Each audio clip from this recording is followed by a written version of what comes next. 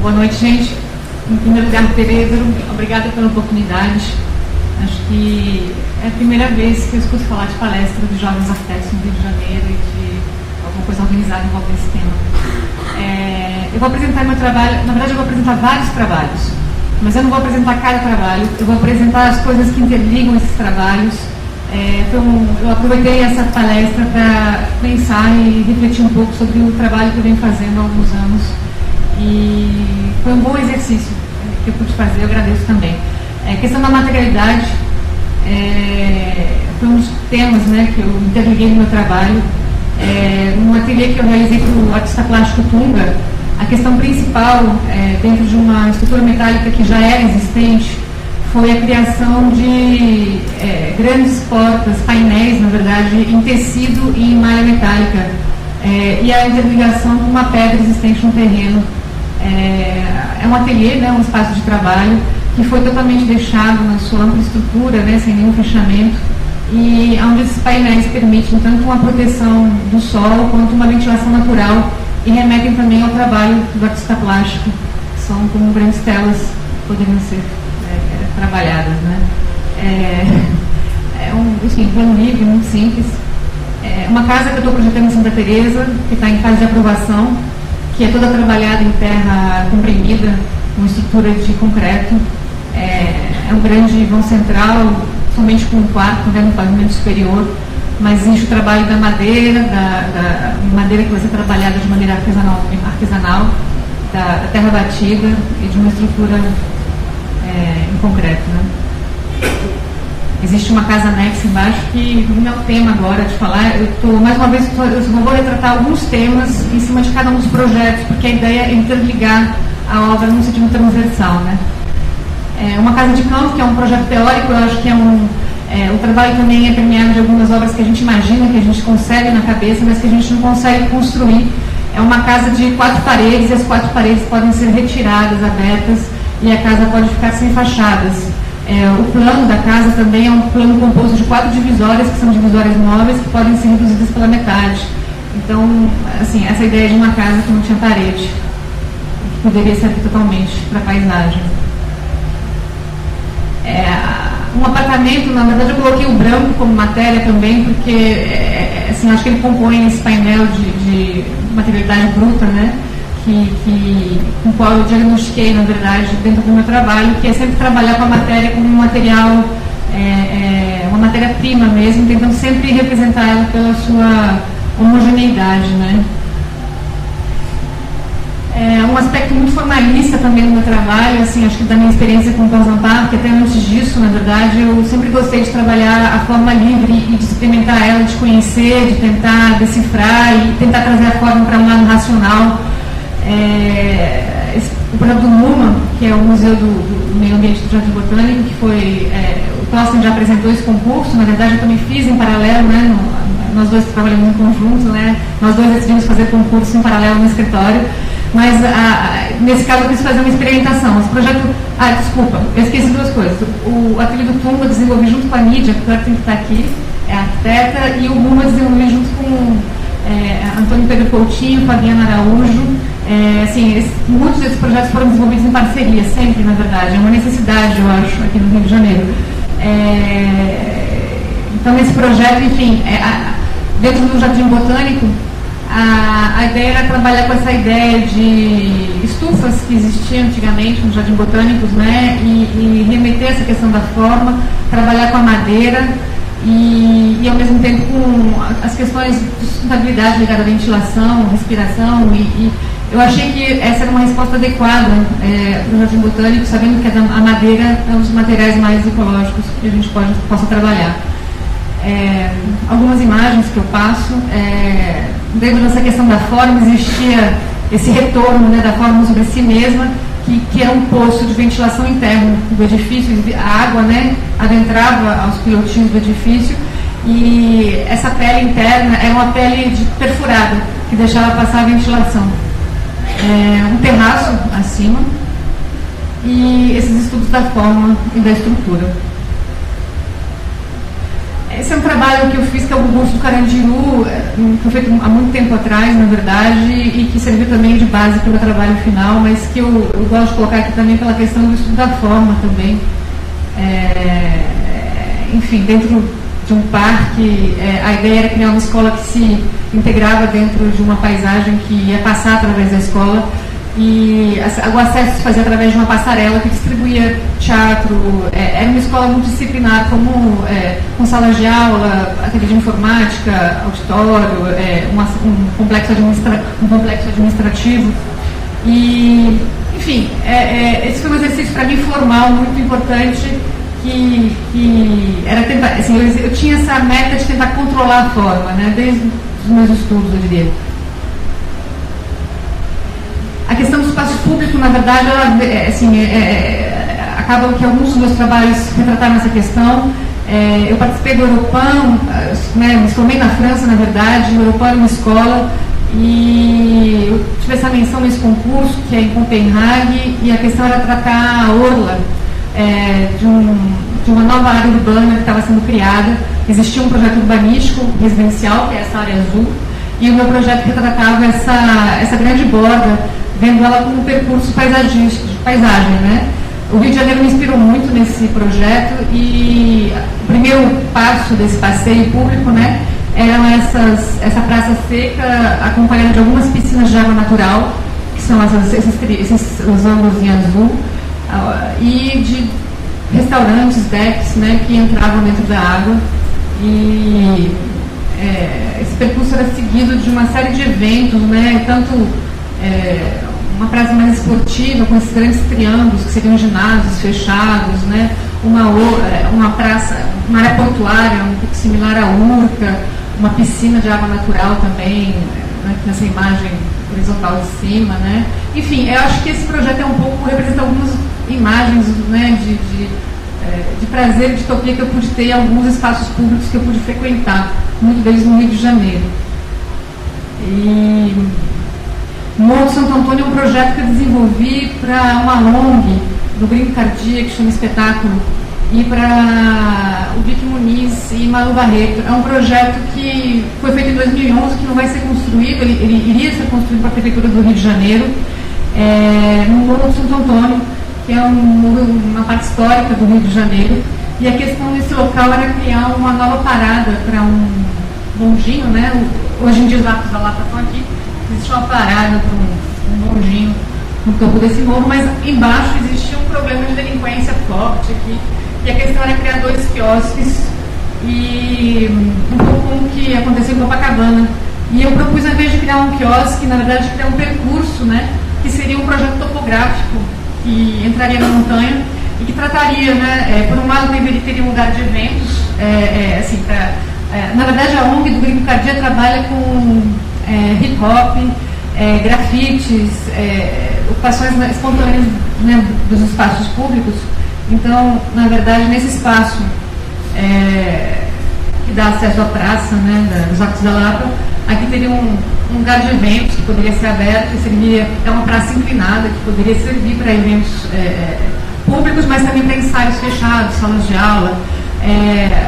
Acima, né, eu teria um acesso para um quiosque, restaurante, que seria dirigido pela Tala, e uma entrada, que seria a entrada que daria acesso a um trajeto que seria semeado de esculturas, e acima uma parada do bondinho.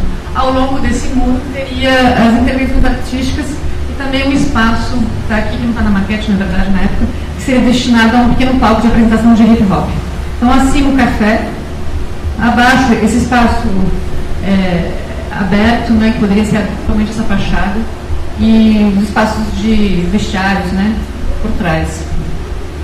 Algumas imagens. Mais uma vez, a ideia do projeto era ser topográfico, então, assim, existia uma inserção da paisagem dentro do quiosque, isso também por questão de patrimônio, né, por ser uma área preservada e tombada.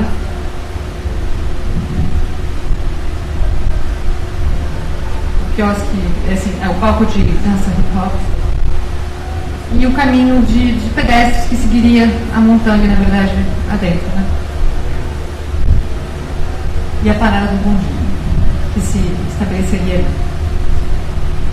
Pode ser que esse projeto aconteça ainda, mas por enquanto não foi captada a verba necessária para isso. Ia ser uma verba da Coca-Cola, que estava deixada para ser mandarte, mas que não foi. Tem que voltar o bondinho. Tem que voltar o bondinho. E a ideia é interligar também a parada do bondinho com a estação central do bondinho, na verdade. Você poderia interligar e ter ligação com o Parque do Burle Marx. Então, o Museu de Esculturas, que estaria presente nessa parte do Morro de Santo Antônio, estaria se conectando com o Jardim do Burle Marx, que está próximo à estação principal do bondinho. Homeless World Cup foi um concurso que a gente ganhou junto com o Thorsten em 2009 e, na verdade, é uma pequena história, né?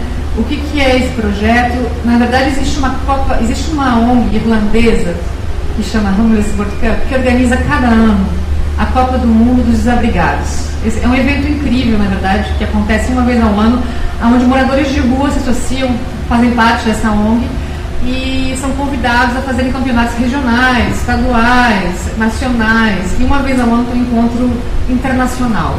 Cada ano é num país diferente, e em 2010 esse encontro ia ser no Rio de Janeiro, em Copacabana, aconteceu em Copacabana, e eles tiveram como ideia, no ano de 2010, de deixar um legado nacional, e de trabalhar com uma ONG brasileira, que seria a ONG Bola pra Frente, que foi a ONG Bola pra Frente, para construir um pequeno edifício de serviço para a população brasileira, né? No caso, a ONG americana Architect for Humanity organizou um concurso internacional, do qual eu e Thorsten participamos e fomos os vencedores. Enfim, acho que não é o caso de contar toda a história do projeto, que é complexa, teve vários formatos de projeto para esse terreno, que se fala em Santa Cruz. Eu vou explicar hoje o projeto resultante desse processo, né? Numa praça em Santa Cruz, que é uma grande praça que servia de campo de futebol, foi construído esse legado, que é um pequeno quiosque. Assim, na verdade a ideia principal do projeto era um vestiário e uma sala que poderia servir para a associação do bairro e para os jogadores de futebol que estariam atrelados ali, né? E nós decidimos de fazer esse projeto, além dessa questão programática, uma praça pública, uma praça elevada, na verdade, que daria continuidade ao espaço público, né? Posteriormente, nesse mesmo terreno, seria construída uma escola, que a ONG da Bola pra Frente organiza atividades educacionais ligadas ao futebol. Ela, proprietária desse terreno, cedeu parte desse terreno para essa primeira intervenção nesse local. E esse projeto que nós construímos era uma rampa, servia também de rampa de acesso para esse segundo edifício que seria construído posteriormente. Enfim, aqui a gente teve um evento de inauguração, na verdade, onde a gente pode ver o uso do edifício através dessa praça elevada e atividades de futebol na praça inferior. Mais uma vez, existe essa questão dos materiais, né? Materiais industrializados, construção metálica e essa linguagem brutalista um pouco na questão dos seus aspectos construtivos. Uma arquibancada, o que vocês veem nesse espaço central é a sala de atividades multidisciplinares. Hoje em dia, quem toma conta desse espaço é a ONG Bola pra Frente. Eu acabei colocando aqui algumas questões ligadas ao urbanismo, porque mesmo que eu não pratique de maneira ativa, eu acho que eu acabei reconhecendo também, no conjunto dos meus trabalhos, algumas etapas de pensamento. E, enfim, também durante meus estudos, no final dos meus estudos, eu realizei um estudo sobre a metrópole de São Paulo, e eu acho que para mim sempre existia essa questão de entender como é que uma cidade se constitui, como os bairros, como é que a gente consegue fazer uma cidade caótica, né? Eu morava perto de São Paulo na minha infância, e cada viagem a São Paulo era uma expedição, e eu acho que eu tinha esse fascínio de entender como é que as ruas se criavam, como as coisas se colocavam de um lado ao outro. E eu realizei um estudo sobre a criação da metrópole, né, entre 1900, assim, no início do século e até o momento onde ela chegou a 1 milhão de moradores, e para entender essa formação da malha urbana. Na verdade, assim, eu diagnostiquei os vazios, os caminhos de crescimento, a malha do tecido urbano e separei os tecidos reticulares e curvilíneas e a intersecção desses parâmetros.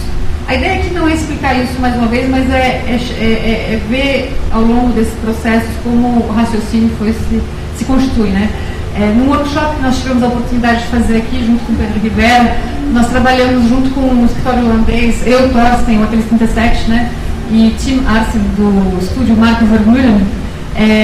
Nós tínhamos um dia para pensar uma questão sobre a cidade e nós trabalhamos a questão do condomínio, na verdade, e me interrogou, assim, a questão que eu tinha comigo mesma, essa questão também do crescimento da metrópole e de como a cidade vai crescendo e vazios aparecem. E nesse ano me questionou muito porque tinha sido inaugurado no Flamengo um condomínio, um grande condomínio residencial. E essa questão, por que o centro do Rio de Janeiro precisa de um condomínio, né, na verdade? Como isso aparece, né? E aí veio esse pequeno estudo de entender o que constitui, na verdade, as atividades do condomínio. Eu tenho um grande fascínio por que é um condomínio. Eu acho que, por um lado, ele representa o ideal de moradia de toda acho que de todo mundo, né, por ter as facilidades, e ao mesmo tempo ele representa uma fronteira tão grande com o que representa a cidade, e tentar entender essas barreiras, essas fronteiras. Então, assim, acho que esse esquema representa um pouco essa questão da fragmentação urbana que o condomínio pode representar e da vontade da cidade de criar um território coletivo animado e vivo, né?